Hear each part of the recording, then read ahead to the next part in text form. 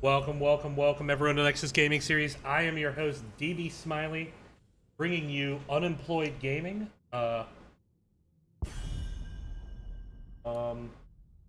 One second here. My NGS logo does not.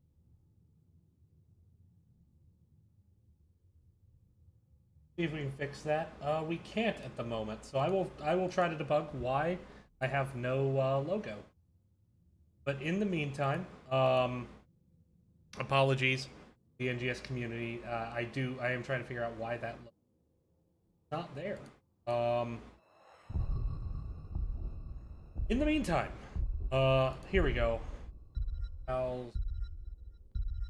Forgive me for the delay and up here.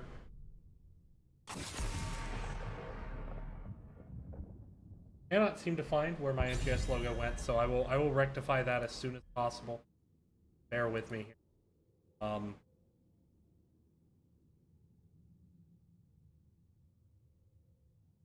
In the meantime, we will get into this draft here between Unemployed Gaming and Reborn Knights White. Reborn Knights White and Unemployed Gaming both kind of 4th and 5th in the standings right now, taking a look at that. 3rd and 4th, excuse me. So both trying to position. Domination victory could vault either team into first place, so definitely something they're going to try to do. And already, we're seeing the Rexpa target bans. Sylvanas taken off. Rexpa just a really astounding player, and I'm not saying that jokingly. I'm not saying that like to toot his. He's earned that level of respect. He deserves that level. Quite impressed with his play this season. Garrosh gonna get banned out though, targeting a tank that we see in Unemployed Gaming like to pull out. And right out of the gate, Bridge to Death is gonna jump onto ETC. ETC, very, very strong tank, as we all know. Crusade calls.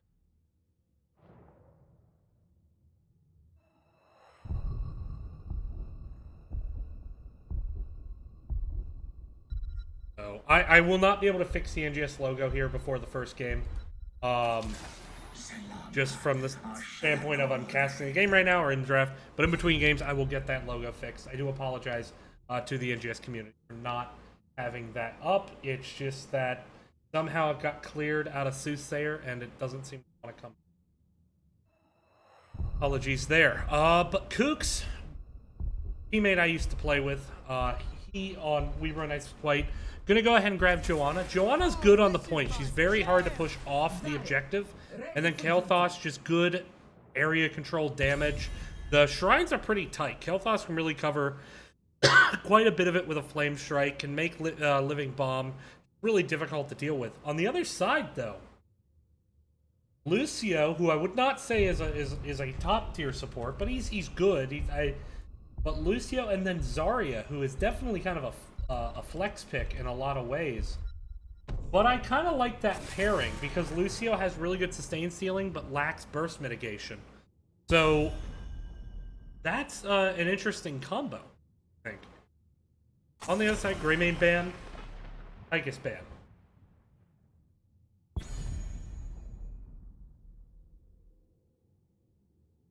And actually, I think it's a good response. I think the Zarya is a good response to what we would see out of Silver Jackal here in terms of that predictable damage that Kael'thas can throw out, the ability to shield it. I'm checking in.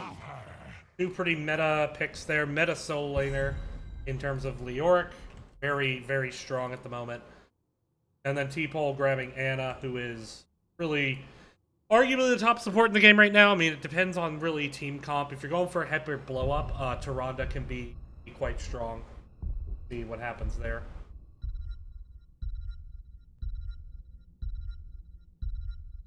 Two picks to come, Imperius and Vala. So Rexma getting onto the absolute hyper carry, and this is a triple warrior Vala comp. I like it. In all fairness, Zarya is more kind of a support than a warrior, but she can really make it hard to just dive a single target and go for that blow up. What does DK Unleashed grab? With the Greymane out, Rainer. Time you're ready. So I'm actually a bit concerned that right out of the gate, I look at this draft and I see, hey, how does Reborn Knights White get onto Vala?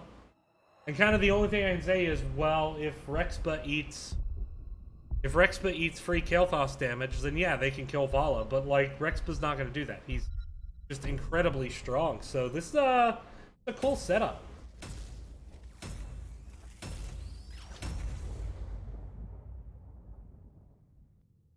So, obviously, whenever you see this type of comp out of Unemployed Gaming, immediately your attention is thrown to, all right, who is playing the Vala? And it is going to be Rexpa playing the Vala, as we see him.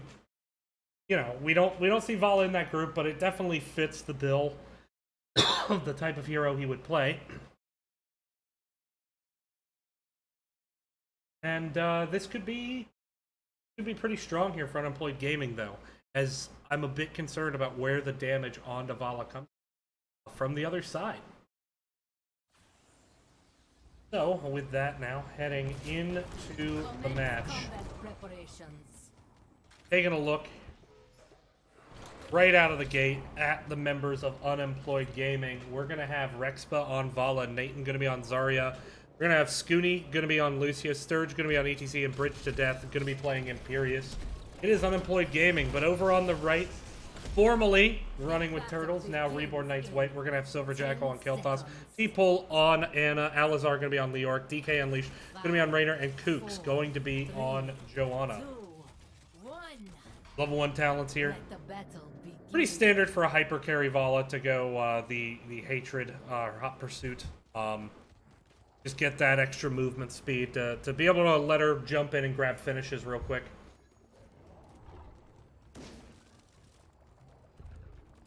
But other than that, nothing standing out as too out of the ordinary. Lucia not going the stacking quest, instead going Accelerando, wanting to be able to kind of weave in and out of the team fights, be able to escape, you know, any kind of AoE damage that's going to get thrown out here by Reborn Knights White. But Reborn Knights White starting their rotation, already up to the top. ETC power sliding in onto Kooks. Good sleep dart there by T-Pole. Gonna be able to walk away from this. Rotating down to bot now, Reborn White White. Getting a little bit ahead in the rotations. As you would expect, early Kael'thas comp with a Joanna. They're gonna wave clear quite a bit faster. Meanwhile, down here in the bot, Bridge to Death and Alizar facing off 1v1. Pretty even matchup, but already Reborn Knights White on their turret. We don't yet see a member of Unemployed Gaming on their turret, but looks like Vala's rotating down with Zarya. Grabbing that extra little boost you can get from the shield. Turret grab now by Reborn Knights White. Moving back into their rotation. Should give them a chance to get a little lead. But we'll see Unemployed Gaming rotate back into this pretty quickly. ETC doing a good job keeping vision. Making sure not to lose too much soak. But a couple minions lost there, so that'll give Reborn Knights White a little advantage for now. Kook stepping up. Drops the blind. Down here in the bottom still. Both solo laners doing fairly well. ETC soaking the top from the safety of the bush. Level 4 talents getting grabbed here. Duke stepping up, looking for the engage. Actually a good 3-man condemned there, but no real follow-up at the time as Silver Jackal was clearing up top lane. A couple minions there lost for Reborn Knights White, so that'll get the XP evened up fairly nicely. But already, Kael'thas almost a sixth of the way done with Mana Addict, and that's pretty good. You want to get that talent done as early as possible just to give yourself that extra team fight presence. Up here in the top now, keeping an eye on these rotations. And you can see the wave clear just not online yet. Once ETC gets Echo Pedal at level 7, this will help out Unemployed Gaming's wave clear rather substantially. Siege Camp being picked up by Unemployed Gaming was just picked up by Reborn Knights White. And already having Leo soak onto the point. ETC gonna stall. Can't do so, needs to be careful. Does have the power slide, gonna walk away. So just buying time for his team to soak, try to find level 7s, clear up the siege camp, force a response out of Reborn Knights White. And oftentimes with this first shrine, it's not about who gets there first, it's about who is there last. And it usually comes down to who wins that early team fight. Now to that end, good separation onto Ana, but the hyper carry was asleep, and there we see a potential matchup concern, as if Rexpa's asleep, there's almost no damage on the side of Unemployed Gaming, so Ana able to walk out of there. All this time, Imperius jumps onto the point, manages to start getting some channel progress, getting some separation onto Leork. Spooky Ghost out. Now separating out Kooks. Rexpa starting to go to town here. But making sure... Oh, and they don't let the point neutralize. That's good. That's going to save them a few percent. Right now, both teams at about 47%. Vala soak in the top lane, so there's a chance for Reborn Knights White to push in. And Bridge to Death just going to stall out, try to get some progress. Did he stay too long, though? He is very low. Oh, he's going to get away. Oh, wow. Bridge to Death just wanting to squeeze every last ounce of percent channel off. But the question now is, with him hearthing, will he be back in time for his team to contest? Turret going to be grabbed here, 75%. Nobody on the point at the moment. Duke's getting vision, going to step back on, 83%. ETC now having to step up, but the support camp is in the hand of Sturge. So he can give his team an advantage here. 2 turrets on both sides. There's a huge Imperius spike with the power slide.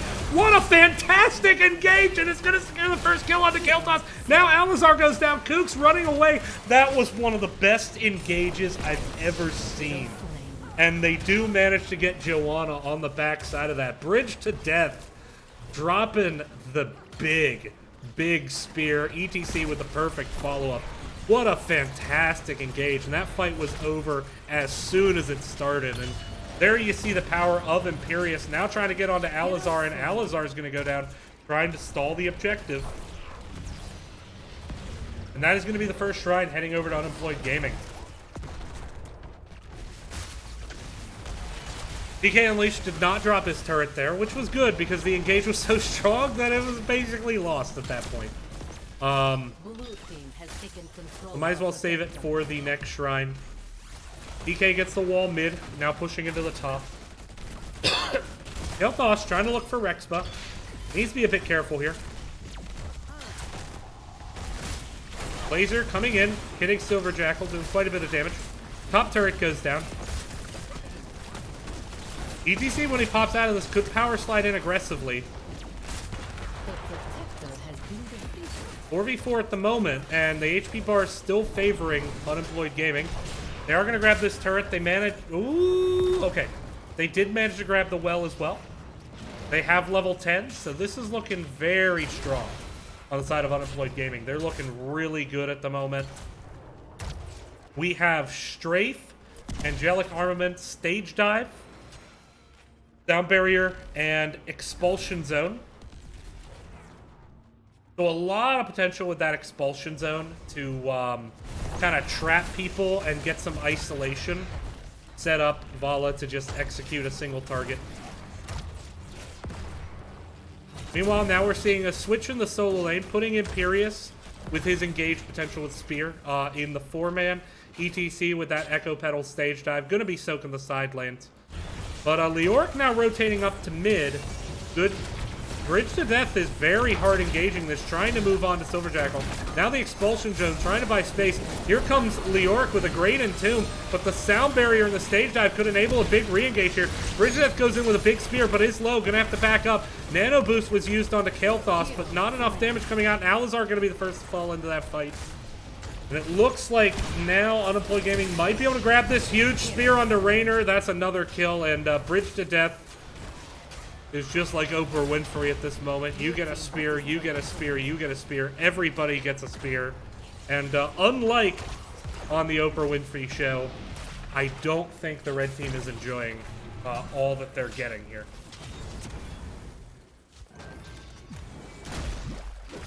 Alazar still in the top lane dealing with the siege camp, but support camp now going to be started here by Unemployed Gaming. Going to find that level 13 advantage very soon before the next shrine. And 6-0 kills right now. Unemployed Gaming looking very strong. Let's take a look at damage. I wonder who's doing top damage, he says, knowing who's doing top damage. Oh, look, it's Vala. Who could have foreseen such a thing? But actually, Leo doing good damage, albeit it's often in that solo lane, and it's not super effective damage. We're seeing Kael'thas just having a really hard time stepping up here to match this Vala. ETC up in the top lane. Needs to be a bit careful here. Power sliding away. Siege camp up in this top. But looks like a focus now onto bot lane. Went for potentially a gank attempt there onto Leo. Vala gonna rotate up, help ETC out with this top lane. But we are seeing hard commit here by Reborn Knights White. And looking at their talents, Pyroblast, Entomb, Rainer's Raiders, Bless Shield, and Nano Boost, and Bridge to Death goes for the spear there, gets popped out of it, but is able to escape.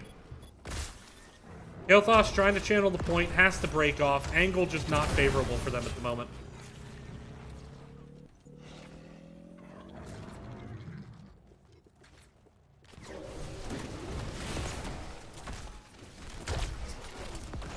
So both solo laners going away. ETC onto Alizar, actually doing some decent damage.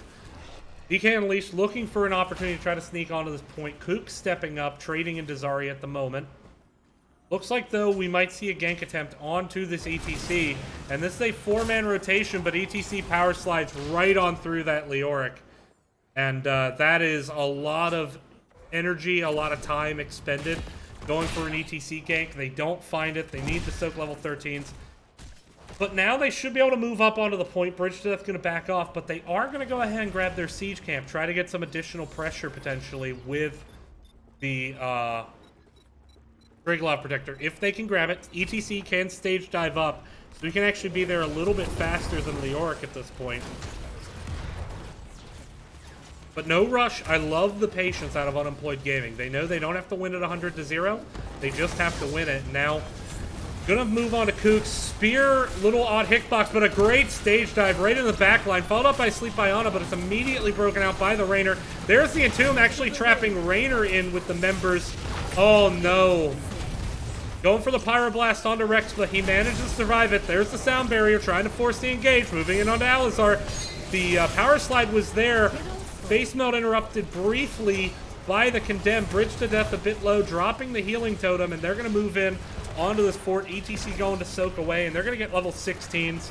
Have a 2.5 level lead here with the Palantir advantage, and Unemployed Gaming looking to really put the hurt now onto Reborn Knights White. Unemployed Gaming looking like a very strong team.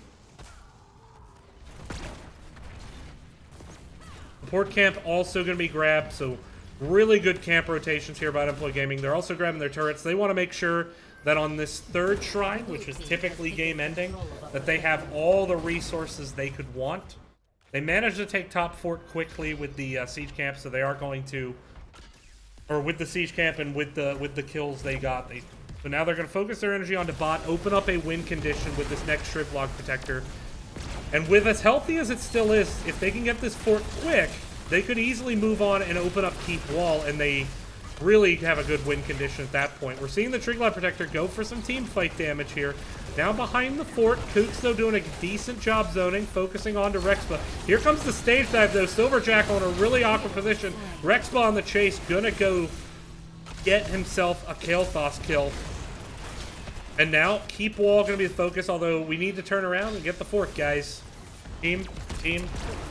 They grab the fort with that Kael'thas kill. It's going to buy them some space, and they can move in and take this turret camp and grab themselves yet another tool. Was turret camp picked up here? Oh, it was dropped. That's right. It was dropped by ETC into the backline off the stage. That helped secure that kill. Good call. Good call. And, man, Unemployed Gaming is just playing masterfully at the moment, and it's not just Rexpa. I mean, Bridge to Death has had great spears. Sturge has had just fantastic stage dive placements, fantastic stage dive timing. Letting the fight kind of get a little bit chaotic before you stage dive in just being a little patient. You don't want to use it as initiation. You want to use it like the team steps up and then they're fighting, and then all of a sudden there's an ETC on their back line. That's a really masterful way to use it. And Sturge is just doing a really good job being annoying at the moment. Now stepping up, here comes Leoric, possibly looking for the flank, but Unemployed Gaming is here. Still no level 16 for Reborn Knights White. They need to find it before the next shrine, and then they have to take a fight and try to win it. ETC going to go top, though. Get this top lane pressure coming in. And Reborn Knights White right now just kind of playing chase the ETC. If they have ultimates, they could do it. ETC is going to power slide away. There's the Entomb. Gravity Lapse. ETC will go down, so they managed to get that kill to get themselves level 16. Have an opportunity to try to make something happen on the map as well. ETC, though, wisely dropping that turret, not giving the enemy team a tool. And we are seeing an aggressive push. But at this point, I think you really need to try to immediately start making something happen. With all the lanes pushed in, top to mid, and then even bottom pushed in a bit, it's hard to just immediately start sieging up after just one kill. And so now they're going to push up bot lane and try to make that their focus. Meanwhile, Unemployed Gaming just, you know, free to take their fortification camp. With all the lanes pushed out, they're content to be patient. Level 20, very close. Great gravity lapse there by Silver Jackal, saving himself from the spear from Bridge to Death. The chase is on. The Auric rotating in. Stage dive, though. As soon as ETC comes up, focus once again on the Silver Jackal, and he's going to die through the shield. There's the expulsion zone. A little bit awkward placement of the Entomb. Going to secure the kill onto ETC. So well done on the Entomb. Awkward, I meant not for Alizar. Awkward for the members of Unemployed Gaming, as they had to negotiate that. But 2-for-1 trade that's going to enable Reborn Knights, or excuse me, Unemployed Gaming to grab yet another turret. They have 2 and a support camp, and it looks like they're going to want to grab themselves a second before this next shrine, and they're going to be very close to level 20 here. And I like Lucio, or excuse me, I like Vala burning away on this. I'd like to see someone come up and grab this soak too real quick, just to push that level 20, although they should get it off this camp. And they do. So level 20's here now. As the point is active, no one on it just yet. As look at these robots. Don't they look happy? Don't they just look so happy? Anyway, the fun details on the corners of the map here. And ETC is going to have stage dive as soon as he comes back up here. Angelic Armament's up. The only ult not up yet, Sound Barrier, so I expect to see some patience out of Unemployed Gaming. We want to take the fight on their best position, and notice we have the death metal selected. Angelic Armament's upgrade. Here comes the stage dive. Not the stage dive quality we've seen so far. Lucio stepping up, dropping the Sound Barrier to deal with the fact that the grenade came in to halt some of that healing. Alizar now very low onto the backside. Rexpa stepping up, getting some focused damage, but it's not enough to secure a kill. And now the chase is on. Are they going to be able to get Kooks? Kooks tries to turn around, but he does go down. Rexpa finding himself yet another kill. Looking very strong at the moment. Let's take a look at the... do we have a way to see kill counts? Rexpa 9 kills and 4 assists at the moment. 100% kill participation. Very strong looking, and that Far Flight Quiver definitely helping out. Get that little bit of extra damage. And we have the pseudo rewind from Zarya as well, the unyielding defender, just trying to enable Rexpa all the more. Imperious, meanwhile, back soaking the point while we see the keep taken by the members of Unemployed Gaming. As without that Joanna, without level 20, they just kind of have to back up and let Unemployed Gaming take it. And this is a tough situation, as you're not going to get level 20 in time for the Striglock Protector, so you kind of just have to take a desperate fight. So we'll see what happens. And another turret can be grabbed. Really just great use of the map camps by Unemployed Gaming. They are really looking strong. We're going to need to see a much stronger Reborn Knights White in Game 2 to compete with this, because obviously Unemployed Gaming absolutely bringing their A game. Blue team has taken, and it all just starts with just the fact that they can solo assassin Rexpa and still be doing so much damage. And Kook's now stepping up, dodging the laser. We are going to get a fight. Stage dive coming in, looking for Anna onto the back line.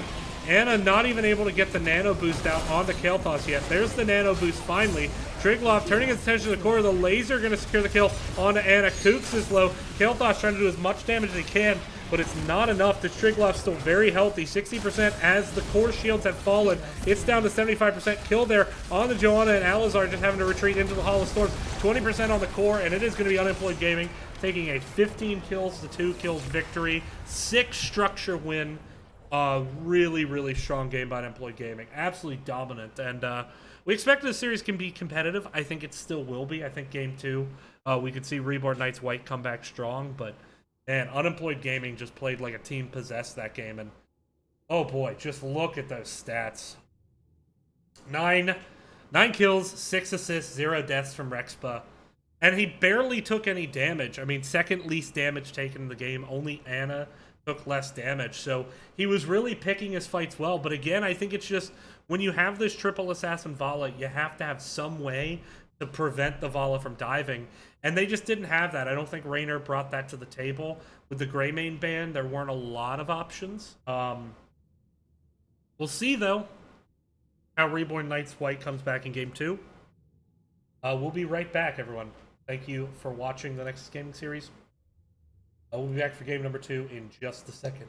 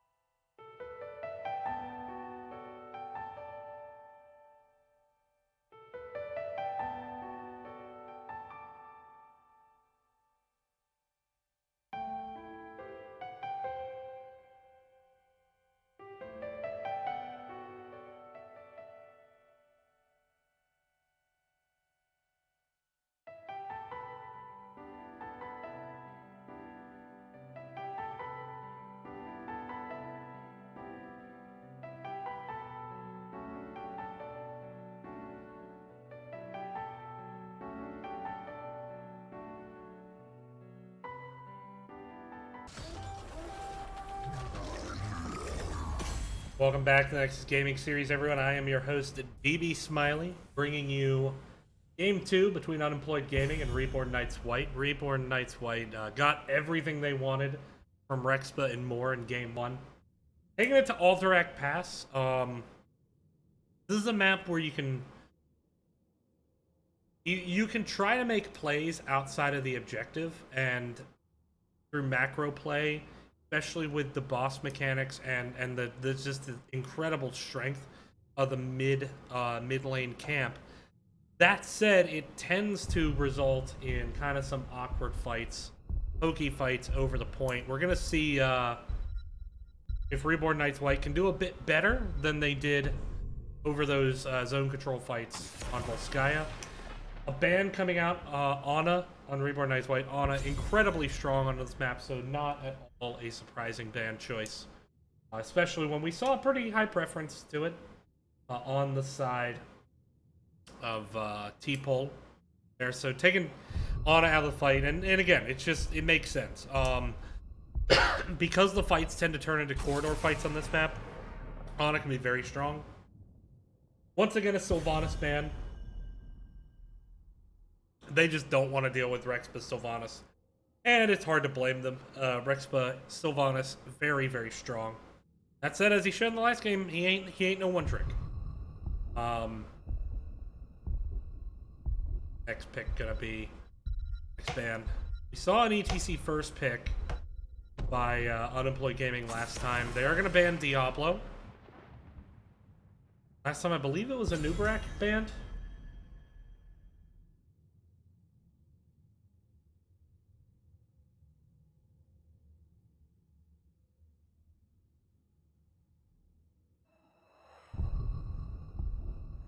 Second ban coming out. Do they target the Vala, or do they maybe target one of the things that supported the Vala? They're gonna still get rid of the Garage, so sticking with the same bans. Sticking with those same bans. Meanwhile, first pick now coming in. ETC's up. We saw Sturge prefer that last time. The ETC Global can be still very strong on this map. Being able to get that last bit of soak and then join the fight and jump into the backline with the stage dive. And not too surprising. Bridge to Death was very strong on that ETC last game. Sticking with that. And now keep in mind, Bridge to Death actually was not on. He was on Imperius last game. I believe Bridge to Death drafted ETC last time, and we did see a hot swap putting Sturge onto the ETC. So that's still an option as well. It's a lot of flexibility. T-Pole grabbing Stukov and Tychus. So early Stukov picks always concern me, just because there are a lot of ways to counter it. Any type of separation and single target damage can really punish a Stukov pick. That said, I think if they're expecting a Vala, the block armor with the Universal Carrier could really neuter Vala's damage in the late game. So, strong idea. The Tychus is a good way to punish the ETC, but going double Warrior, we see the Anubarak going to get grabbed here by Sturge. I expect a swap again, and then Nathan is going to grab that Greymane, which, again, that's a lot of stun with no cleanse from the Stukov. That's a lot of burst damage, which Stukov struggles with. So, and keep in mind, like I'm known as a Stukov one trick. I love Stukov. I just think right now in the current meta, picking him this early is a bit of a risk. Lucio gonna get banned out. Gonna force Scooney to play something else. Not a lot of scouting information available on Scooney. I did not have any Stats of the Storm games loaded in for this match, and I did update. That's not to say he hasn't played with this team before. I just don't know if he has. But I don't have any stats for it. Third ban coming in. Probably a tank ban. Joanna, maybe? Yep, it is the Joanna ban. Which is smart. You're getting the Greymane. You want to be able to dive into the back line. You don't want to have the blind and then the blessed shield that just isolates you and cuts you off. Arthas is available, though, to deal with the Greymane. And Icebound Fortitude could help just keep himself alive through the CC chain that we're inevitably going to see. The Haka, Kael'thas. So saving the tank for last, but a Silver Jackal once again getting on to that Kael'thas. Alazar going to grab Dahaka, try to match ETC's global. There are pretty good bushes on this map. The bushes on Volskaya are just garbage for Dahaka. They really limit his efficacy as a hero on that map. Goonie gonna grab Anduin, and Rexpa gonna get onto Jaina, which we've seen him on quite a lot this season. So, a lot of burst damage, a lot of CC. You can have a really nice CC chain here. Anduin adds to that very nicely. And so, this is a very strong, counter draft. As soon as they see the Stuk off, you see all that single target burst damage and CC chaining. That's how you do it. And it's going to be a tall order for T-Pole. Keep his team up. At least once level 16 comes and he has Super Strength, it can help. But yeah, there's the Arthas that I expected that Kooks is going to jump onto. So it'll be an interesting game. I mean, there's also, keep in mind, like there's a ton of CC chaining on both teams and a ton of single target damage on both teams with the Tychus minigun. So that's not to say that Reborn Knights White's in trouble. It's just that when you look at which healer's going to do better with the CC chaining, it's obviously going to be Anduin. That said, it also comes down to who executes more effectively. Last game we saw Unemployed Gaming execute very cleanly. Do we see Reborn Knights White bring it back here? We'll find out. Stay tuned.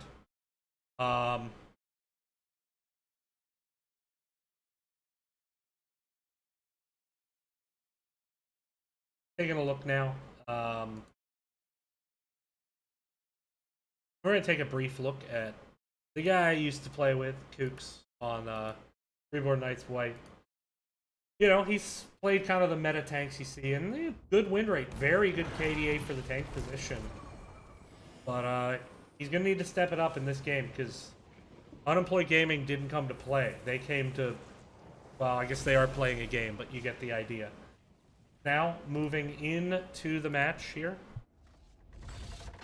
Introducing the teams on the left side, as they did once, or no, they didn't swap on me. Bridge Death staying on the ETC. So on the left side, we're going to have Rexpa on Jaina, Bridge Death on ETC, Sturge going to be on Anubrax, Scooty going to be on Anduin, and Nathan going to be on the Grey Main. It is Unemployed Gaming, looking to close this series out with a domination, but looking to stop that. Running with Turtles / Reborn Knights White, Silver Jackal. Going to be on Kael'thas. We're going to have Alazar on Dahaka. Going to have Kooks onto Arthas. I believe that's a banned mount. So we could potentially get a remake here. DK Unleashed on Tychus. People are going to be playing Stukov.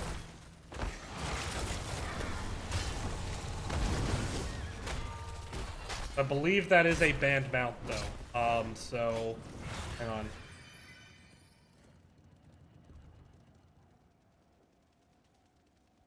So they have 2 minutes to recognize this and ask for a remake if they so desire. I doubt this was in any way intentional. It's probably just this is the mount that Kooks plays with. But we'll see.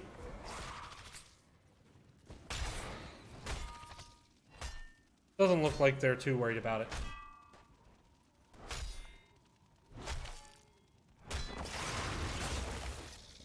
Okay, it doesn't look like they're worried about it. Okay, just making sure. I don't want to be later accused of ignoring that, so I just wanted to point that out. Both teams doing their camps at the moment. But health bar is higher coming out of the camp on Unemployed Gaming. I mean, at this point, there's only 25 seconds to make that decision. So...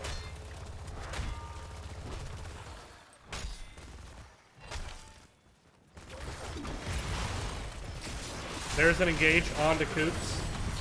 Gonna walk away. Good blizzard placement to prevent Silver Jackal from stepping up. And we're past the 2-minute mark, so can't be mentioned now. Again, like it's such a minor change. I just wanted to make sure that I, as a caster, am not going to be accused of like ignoring it or something like that. I certainly don't have a favorite in this game. I like both these teams quite a lot. But so far, wave clear slightly favoring at the moment. Unemployed Gaming. We are going to get a top shrine first. Both teams likely to want to do their camp a second time. And they will be able to do that as both camps coming up very shortly. Okay, just wanted to make sure. I certainly was not trying to make a big deal out of it. So thank you, Kobe, for checking in on that. Okay. And looks like a gank attempt here onto Jaina. Dugaf's positioning is... I guess he was looking maybe for the finish with the low blow. And going with vigorous reuptake, so trying to get some additional burst healing. That's kind of the way you want to address that. Surge, meanwhile, was reposting in the wrong neighborhood there. He was a little bit too far up without team support. Even with Burrow Charge, just wasn't able to get out. And that's going to be a first kill here for Reborn Knights White, so they have an opportunity. Looks like they want to step up here. Good root there by Anduin. Tychus trying to get the channel, but getting interrupted by a minion. ETC power sliding through, trying to get back to his team. Needs to be careful. Great silence there by Stukov. Can the damage come in? Bridge death is low, but the cleanse comes out, interestingly. Meanwhile, T-Pole grabbing that channel for his team. Kook's very low. Need to have time for the vigorous reuptake to be able to kick here. There's a stun, but immediately interrupted. Alizar now separated from the team, past to blow the essence. Dugaf trying to spread the green herpes to his team. Pops the vigorous reuptake. Gets some good healing out. And, you know, Noob got some channel time. Actually, still this favors Unemployed Gaming. 18 seconds of channel time left versus 23, but Bridge to Death now very low, and DK Unleashed getting the 1-for-1 trade there, getting the finish. That is huge. Without that trade, this could have been very bad, but still, Sturge managing to step up onto the point, get that channel. Our regen Clovis drop, gonna get picked up here. DK Unleashed trying to stall this channel. Blizzard comes out, gonna force him to back up. T-Pole now getting engaged on by Sturge. There's a tongue onto Jaina. Rexpa, though, still winning this trade at the moment. Essence blown. Alizar trying to just stall this channel. 3 seconds left, so someone just has to constantly focus this channel. But Jaina with absolutely fantastic Blizzard placement. Sturge gonna have to burrow charge out of there. I think, no, DK Unleashed goes down. Not able to finish the channel. Rexpa getting the kill. And Unemployed Gaming now turning on to Arthas as well. That was so clutch, and Rexpa just played that so well. The Blizzard placements, knowing the situation, knowing we don't need a kill, what we need is to stall the turn-ins. Rexpa doing that with the Blizzard, and then when he has that opportunity, getting that kill with the Numbing Blast Frostbolt. False brat. It's a fake sausage. The veggie bratwurst. The Frostbolt. Alizar in a world of trouble. Does go down. Greyman getting a cocktail kill there. And Unemployed Gaming back in control of this game. Jaina looking like it might be a gank attempt here on the Rexpa. Good jukes, not a commitment to the kill, having to deal with the cavalry there. I think that's a situation though you might want to commit to the kill just to try to buy yourself time to get level 10 here. Rexpa gonna be able to walk away from this one. And mid Cavalier cleared up, but the top Cavalier does manage to get top fort. Level 10s, we do have Light Bomb, Cocoon, Stage Dive, Welly, and Cursed Bullet. It took that many hordes to stop our cavalry. An immediate move into the boss here on the side of Unemployed Gaming, wanting to get this top boss. Dukes is going to smell this out, but with level 10s, there's just no way they can safely contest this, so as much as it sucks, you kind of just have to deal with it and resign yourself to clearing this boss up. It does indeed get cleared up. Do we see the immediate rotation of bot, or are we going to see... It looks like they are going to go for their siege camp based on that angle. Channel being stalled out for the time being. They're going to wait till lanes are cleared up a bit. They don't want their camp pushing out while they're defending boss and just getting insta-cleared, but they are going to have to grab it now. Level 10's here. As Kel'Thas and Arthas currently the only ones burning, but Tyke's going to rotate up. That's going to help out quite a lot. Flailing Swipe, Pyroblast once again. Isolation. Commandeer Odin. And Syndragosa. The Syndragosa pick, very interesting. Looking like they're more worried about peel or engage. As you can use the Syndragosa for both with the slow. As well as just getting max value off the cavalry. Then they are worried about Arthas' survivability. And I think it's fair. I think, you know, we've seen that this engage tends to be pretty heavily onto a squishy. But boss, gonna get grabbed before we can see a rotation in time from Reborn Knights White. And so they're gonna have to defend this boss. Luckily, with the shrine being bought at the moment, they won't be too far away, but I think they are gonna have to give up some channel progress. Cursed Bullet coming out a bit early just to make Kooks think twice about defending here.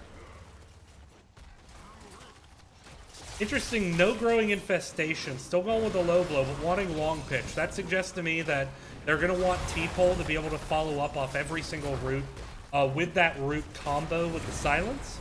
And they're more worried about just blowing up that target quickly and CC chaining them than they are actually worried about, like, the target escaping. And that makes sense. They have a lot of burst in their comp, but right now we're getting a 4v5 fight, or 4v4 fight. ETC has not rotated in yet, but here comes the stage dive onto T-Pole in the back. Flailing Swipe's going to disengage it for the time being. Arthas, though, very low. Can the Vigorous Reuptake come in time? There's the heal. Kooks is quite healthy. Commandeer Odin going to be able to poke out some damage. No channel progress at the moment, being started out by DK Unleashed. But Kooks managing to escape that. They do have their well bought. We're going to see some taps and then re-engage. The channel progress has been completed, though. Alazar trying to use that push for some movement speed. Here comes the Syndragosa, looking for the engage. Power Slide, trying to separate out Kooks, but a huge tongue onto Anduin, and that's going to be a huge kill for Reborn Knights. Here comes the Pyroblast, trying to move in. Does get the kill onto Nate, and Arthas, though, dropping as well. Alazar very low, needs to be careful, could get picked off by the re-engage. Here comes ETC, stepping up, looking for the invade. ETC did go Pinball Wizard, so chunks out quite a bit of damage there, but has to back up. And now what does Reborn Knights White do with this? They need to start getting some channel progress of their own, but Haka gonna Hearth, he should be able to Z back in. No one's stepping up at this point to get the channel. Anubrak and Jaina gonna grab their camp. Tyke is clearing up the mid lane at the moment, trying to find level 13s for their team. But now, you know, they had the kill advantage. They were not able to get any channel progress with it because they have to deal with all this pressure in the lanes. And now it's just a matter of they don't even really have time to get their camp. They're gonna have to deal with mid lane, and only 10 seconds needed for Unemployed Gaming.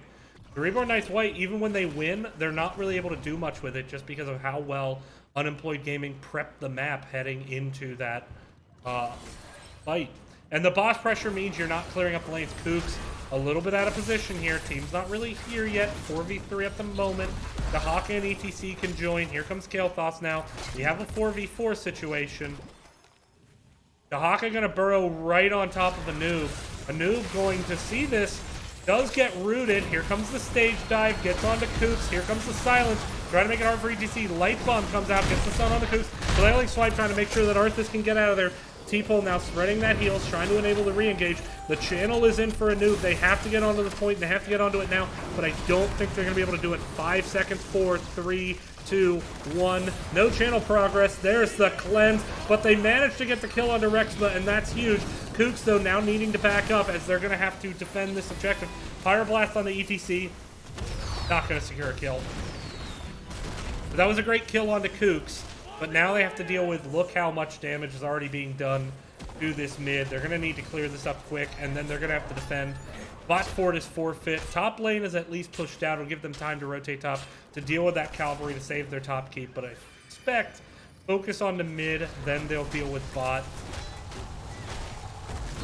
And let Dahaka deal with ETC up in this top lane. Fort goes down quick. Push up on the bottom. But Jaina, keep in mind, taking the long walk in. ETC up in the top. defended by Alizar. We're seeing the rotation by Reborn Knights White onto this bottom cavalry first. And it is the most pushed up. It makes the most sense. Dahaka, though, solo defending at the moment, being very smart, knowing where the enemy team is off the map. We are seeing a setup here for the boss.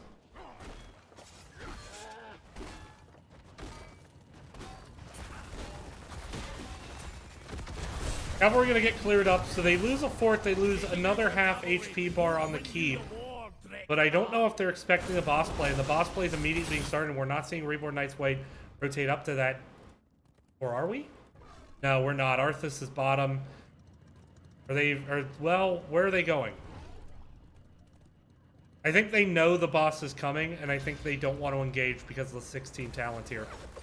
Makes sense. They are going to do their camp, try to get some pressure pushed out in the mid lane.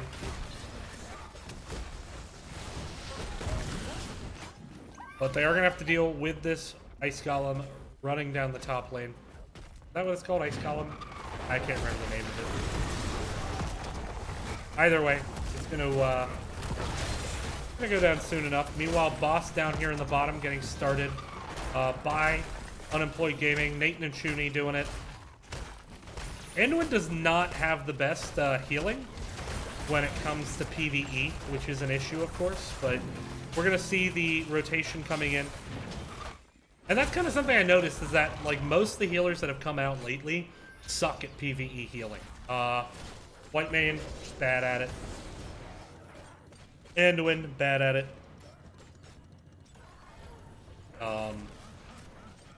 Who else came out recently? I'm blanking on the other healer that came out. We have Deckard, I know, but he's okay at it. The Horde's captured more of our troops. Karanda work is great at it, even with the rework. Who's the other healer that came out lately? Why am I blanking on this? Oh, what a great engage there by Kook, securing the triple kill. Great flanking Syndragosa, and that is huge. They're going to be able to deal with this Ice Golem now and actually get back some meaningful control of the map, as they're going to have all day to clear this. I've got eyes on our forces. Move in, get them out of there.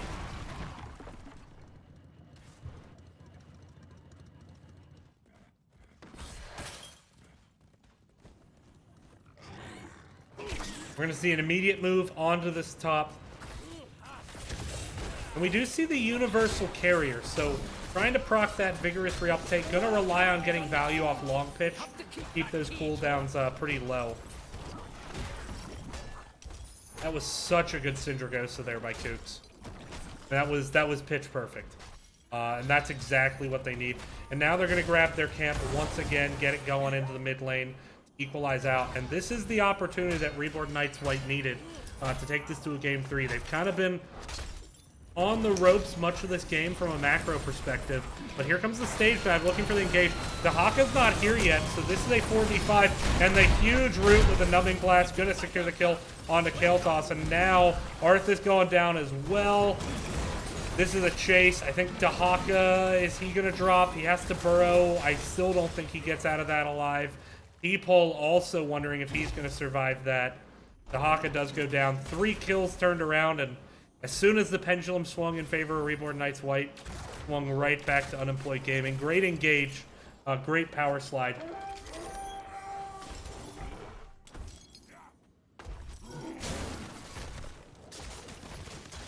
And, ooh, Stukov, this rotation angle. No, baby.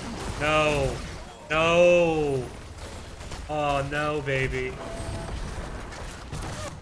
That was not the rotation you wanted. Autopathing, not even once. And already prepping the lanes for the Cavaliers. They get top keep. They're already prepping mid lane. They possibly even get the keep before the Cavaliers come in. With a double Cavalier on the boss, this is probably GG. ETC staying top, just denying these AI minions from coming in and stalling it. And that's top key, or top and mid keep down, and it looks like they might. No, they're gonna steal bosses, or they're gonna steal camp. No, they don't. They don't manage to aggro it in time. The But they are going to move into this bot lane, so it looks like they want to get all the keeps, get the armor of the boss. Remember, every keep on this map reduces the boss's armor. When he has no armor, he dies really fast. Even with 2 keeps down, he dies pretty fast. With all 3 keeps down and 0 armor, it's rough.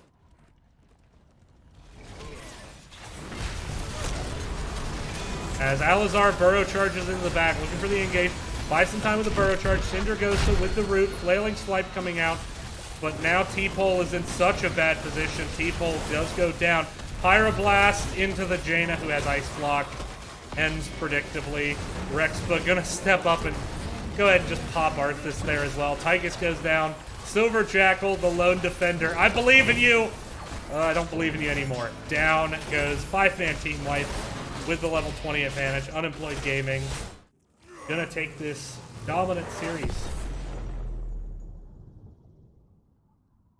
And, yeah, just really dominant series there. Taking a look at the post-game stats. I mean, that was the situation.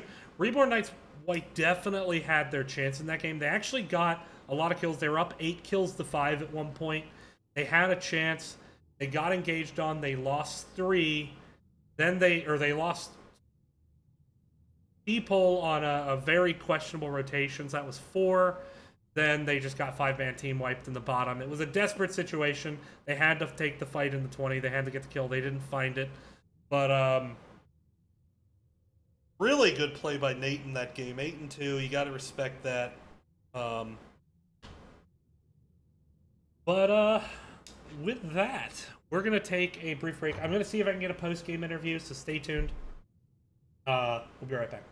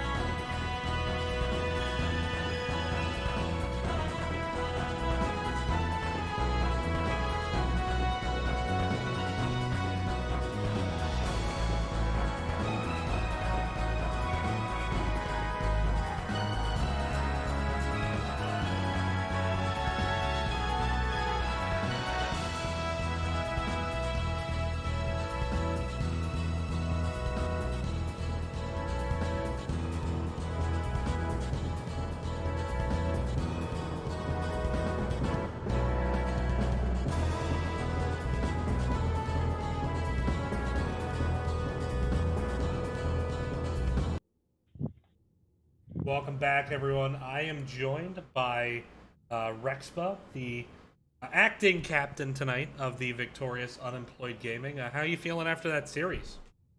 Feeling pretty good. Kind of expected results. Pretty dominating wins. Nobody's really surprised, but yeah, we feel pretty good. Well, with that, assuming the standings are up to date, I know that some matches may not be in yet, but I think that moves you guys into first place in the division. Is that matching what you expect? Yeah, that is correct. We're pretty much going to keep that standing for the rest of the season, going into playoffs, and that's how the season's going to end, is us in first place. There's not really any team that's going to compete with us, so yeah, that's just, you'll see us on the number 1 slot from here on out. So nice, love the confidence. Well, with that, yeah, I mean, tonight I thought you guys had 2 really effective comps. Let's start with game 1, Volskaya. You guys, I guess to quote the very outdated internet meme, you put the team on your back for Madden. I think that's fair to say. Yeah. I actually have this. I don't know how long this interview is gonna go, but I actually have a chiropractic appointment to go to after this. Okay. Team gets pretty heavy. Yeah, it's fine. Team gets pretty heavy every now and then. To get through the next minute or 2. Yeah, I got you, baby girl. Awesome. So thank you. Obviously, I mean, that was the comp, though, right? Like, it's either you carry or it doesn't work. And you carried, but obviously, in both games, I think you had some really great stage dives to help the engage. Kind of talk me through how you approach engagements with stage dive. Honestly, I think we had 2 different people play ETC both games, I believe. Let me check. Yeah, Sturge played game 1 and Bridge to Death played game 2. Yeah, so pretty much how this game or how our ETC plays goes is, I have to tell them when to stage dive because neither one of them are aware enough of when to do it themselves. So, like I said, the team is on my back with either my play, with how I play, but then me kind of having to micro each individual person. So that's pretty much how it goes. When I see the stage dive opportunity, I tell them to stage dive, and then they do it. So, Awesome. but honestly, they're both really good players. Yeah. We we see with that opportunity with the stage dive, it's kind of more because situations change, and both players are very aware of when we want to go, and everyone's very vocal about when we're doing certain things. So just like even like the slightest misstep of the enemy team, you'll immediately see us stage dive and just kind of take advantage of just the enemy team's mistakes. Right, and we did see that quite well used in both games, especially in game 1. So game 2, you guys approached the map. It's a bit more conventional draft, but it was definitely single target blow up. Is that just something that you thought would work well against this team, or was it like a reaction to something you saw in draft? I'm gonna be honest with you, TV. It didn't matter what we drafted. This game was over once the match was scheduled. So we were talking about it. We had some meme comms ready, but we don't want to play too much. A lot of us were tired, so we just want to come in, get a W real fast, and call it a night. But overall, the draft went our way for the most part. We kind of got what we wanted early, and then we were able to flex our last few picks according to what they were taking. So just overall in draft, we got what we wanted early, and then we were able to just kind of counteract what their comp was going later in the draft. So it did work out pretty well. And you know, while the kill count late looks 14-8, there was a point in this game where it was you had 5 kills, they had 8, and it came off a triple kill with the Syndragosa on the bottom lane. How do you guys recover from that? Do you think that you set yourselves up for being able to recover quickly with your macro play? And how did you then take that fight top? Like, I guess just what was your approach there? How do you calm down after you lose 3 people like that? Honestly, TV, everyone gets lucky. You know what I Yeah. mean? Our team, we don't get lucky. It's all skill. Everything we do, we've been doing it for the past few weeks, where we come out 2-0 every team. But this one game, you saw the first game, they didn't really do anything at all. The second game, they didn't do anything until that bottom play. But every team gets lucky every now and then. Once they did that to us, we were a little shocked. We were like, okay, maybe this might be, they're playing better than beginner AI bots. So maybe, we may have to try a little bit, may have to get, break a sweat on our foreheads or something. But after that, we were talking about how it was fine. They weren't really taking advantage of their kills. And then, I mean, even after they killed us in the bot lane, when we fought them on the top objective, we just came in, made them call us daddy, and we wiped them. And it was pretty much over from there. You know what I mean? All right. Well, I mean, it was a very dominant performance. It was really fun to cast this and see your guys' synergy and play. Thank you for, I think, my most entertaining interview of the season so far. So I'm sure that was the goal and mission accomplished. Much like your team accomplished the mission tonight, getting the domination, moving to first place in the standings. With that, the floor is yours for shout-outs. Before we go. Oh, baby. All right. It's going to be a little bit of a long shout out because I just want to give the people that need shout outs. I want to give a shout out to Bridge to Nowhere, or Bridge to Death. I don't know why I said Nowhere. That was just a Discord name. I want to give him a shout out. He's still single. I shouted him out in one of our first interviews, trying to get him a girl. So he's still single. If anyone is interested, he is quote unquote the best Dragonet, but all you got to do is gank him in the top lane and then he tilts for the rest of the game. So that's just a little inside information. But shout out to him. He played somewhat decent tonight. Shout out to Sturge, aka Just in Case. He came in late. Hasn't really produced much results. I mean, we've won, but we could win without him. But he's a little cutie too. He streams at twitch.tv/SturgePV. Just he has a cute cam there as well. So shout out to my boy. Shout out to Nathan. People need to put some respect on his name. He's the daddy of our group.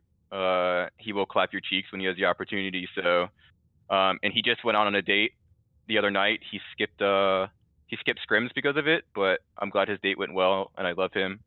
But shout out to him. Shout out to our new support player, Scooney. I mean, there's not much to say about her. She's I would probably say easily the most toxic person on our team. She has this idea that she's this great player, which we kind of tell her is just she doesn't tilt. But, you know, she's decent, not bad, not good either, but she's getting there. We appreciate her coming in and filling, you know what I mean? So, and then this is Covey, the manager, the person that is responsible for this whole team. Give him a shout out. We appreciate everything he does just for as a team, and if we need anything, he's always there for us. I want to give a shout out to you, DB Smalley, for casting our game. Thank you. I know we were able to bring some entertainment. We're thinking of, if you want to pick up some of our games later, we've got some meme comps coming along that I know will be enjoyable to watch. All right. Well, I will have to ask my fiance if I can stay up that late because my office is right next to the bedroom, so that might cause some friction. We'll see how that goes. If you want, you send her to me. You know, I'll send a little care package your way, and maybe we can, maybe we can work something out. All right, I might do that. Well, thank you again. I had a lot of fun casting. I've got one more shout out too, by the way. One more. So earlier, I think it was 2 weeks ago, someone had actually from this team, the old Running with Turtles, now Reborn Knights White, had said that, you know, I was a toxic person. You know, they said that all I was doing was trash talking. So I just wanted to come out here today and, you know, throw a little flame because I didn't want them to be liars. You know what I mean? I haven't really trash talked this season, DB. I've been a good boy. I promise. Okay, I'm on the nice list. But when I heard that, I was like, well, I don't want them to be liars. So I had to come out, throw a little flame. You know, I don't think there's anyone that's worth beating us. I don't think anyone's going to beat us for the rest of the season. There's a lot of trash talk going on from some other bottom tier Div B teams, but you know, they're bottom tier for a reason, DB, you know what I'm talking about. And I want to give a shout out to the true daddy, Wono. I think everyone knows Wono. He's a cutie. Actually, I think he's single as well, but I'm trying to shoot my shot, but we'll see how that goes. I love Wono. But other than that, that's about it. All right. With that, we're going to bring this cast to a close, everyone. Thanks for watching. I'm going to see who is casting right now and then throw a raid of the channel. Looks like should be having... I think we'll be tasked at our Frankfurters might still be going. So we're going to raid Hero Physio. So thanks for watching, everyone. Give some love.